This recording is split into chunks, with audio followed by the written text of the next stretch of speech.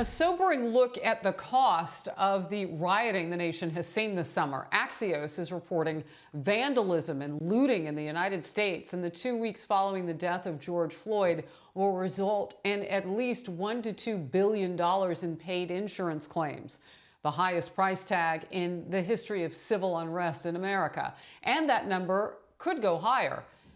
Also this, Congressman Andy Biggs of Arizona is planning to hold a special order on the House floor today to allow members to speak about recent riots and the possible resources or sources of funding behind the rioters. And also, he's an Arizona Republican, told Fox News this: it will be about law and order and attacks on police and neighborhood communities. We will be allowed to control time on the floor, and we're going to have a series of members come and speak to these issues. It's going to be a good group, a diverse group of speakers. It's from all over the conference. They'll all bring their own perspectives from their own districts and responses to what's going on, end quote. So, Newt Gingrich, do you think this is necessary, and how do you think it makes a difference to have these voices talk about this issue? Look, I think it's very necessary. First of all, we were all told for a long time that these were peaceful demonstrations. Now we discover that they were anti-American looters, people, many of whom are organized across the country, such as Antifa. And it's legitimate to say, where does the money come from? How do you suddenly have people showing up in Kenosha from 44 different cities? They literally arrested people. Over half the people arrested in Kenosha were from out of town, from 44 different cities. How does this happen? Who's paying for it? Who's behind it?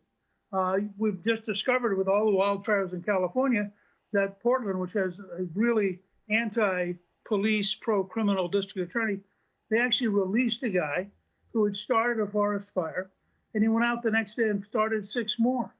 So I think it's legitimate to say, what's going on? How sick has the system become?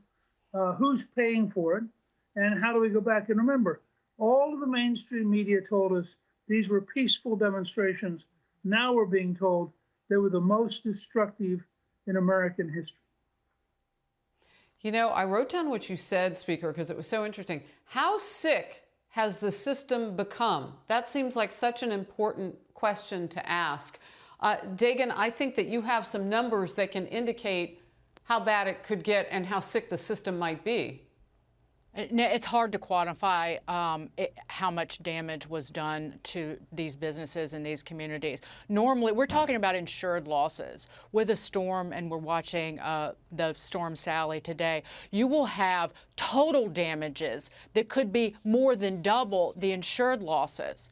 And with rioting, most insurance policies don't cover riots. So we're talking about livelihoods destroyed forever, and a devastation for families and individuals, and particularly small businesses, that we could never be able to quantify. I just want to hear more outrage and more condemnation from all the people who talked about peaceful protest, because as the Speaker said, as Newt said, peaceful protests don't cost billions of dollars and destroy people's livelihoods. Well, you know who knows this so well are those grieving families that we've seen, from George Floyd to Rayshard Brooks and so on this summer. They were calling for peace. Not only did they see the destruction of life, but they also saw the destruction of their own home cities and towns and so on and so forth, and had to have known at the time it wasn't going to make a bit of difference. It certainly wasn't bringing those loved ones back. So, Marie, as I come to you, I want to hear the answer to why. Why is this continuing to happen, and where are Democrats on the issue making a difference? They could be on the stump. They could be out there talking. And look, they're willing to defund the police and take notes and demands from the street. But can they talk back to the street to get people to go home and stop this? Well, the leader of the Democratic Party has repeatedly condemned looting. That's Joe Biden, our nominee. He's been on the ground saying that. Is that enough? And I'm glad, Harris, that you mentioned the families of the Black Americans who have been killed by police officers that sort of set off a lot of these protests. They have also called for calm. The leaders of the peaceful protests have also condemned rioting over and over and over again. And so there was a study last week done that showed way over 90% of the protests in the wake of George Floyd's death were in fact peaceful. I think what will be interesting to see as these court cases unfold over the coming weeks and months of people arrested for looting and rioting, which again, Democrats have condemned across the board. Democratic leaders certainly have, Democratic elected officials have. What those motivations were. We have seen a variety of affiliations from the folks already arrested for looting and rioting. Some are members of far left groups, some are members of far right groups. There's a big mix here. And so I think as we determine who's responsible and how to prevent this in the future, candidly, we should look at those court cases. One more note, Harris, insurance also doesn't cover, in general, losses related to the coronavirus. So it has been a very long, hot, nasty summer for a lot of reasons for many of these businesses, including the wildfires and the hurricanes, and of course, coronavirus. It's been tough. You know, Melissa, I did do a quick follow. I don't know if Marie can hear me.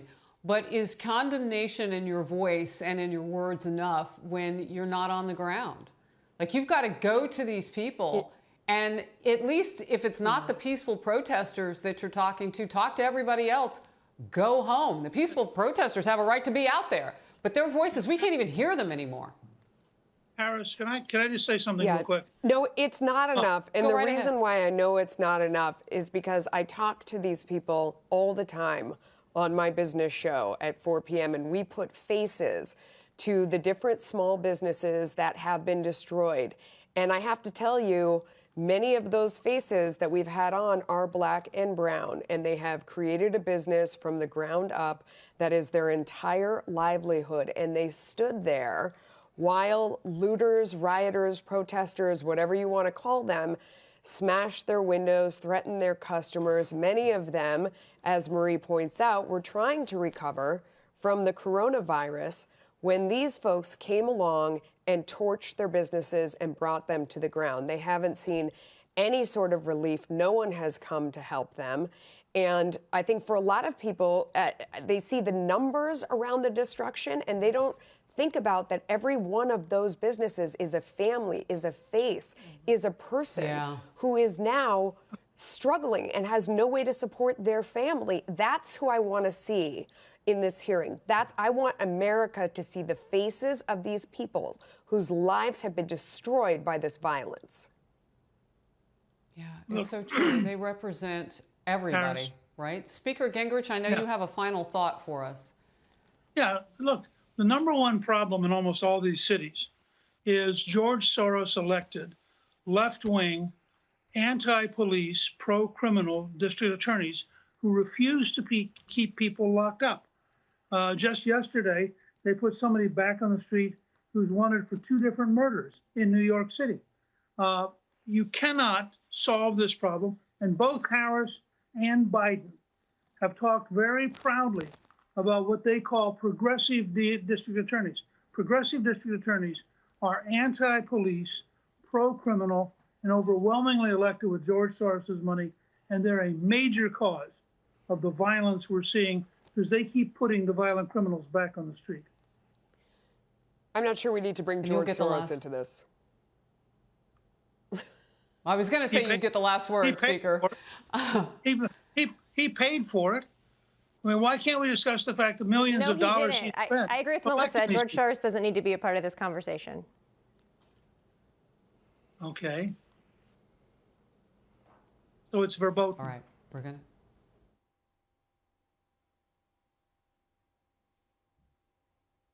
Okay, we're going to move on. A historic day at the White House. We covered it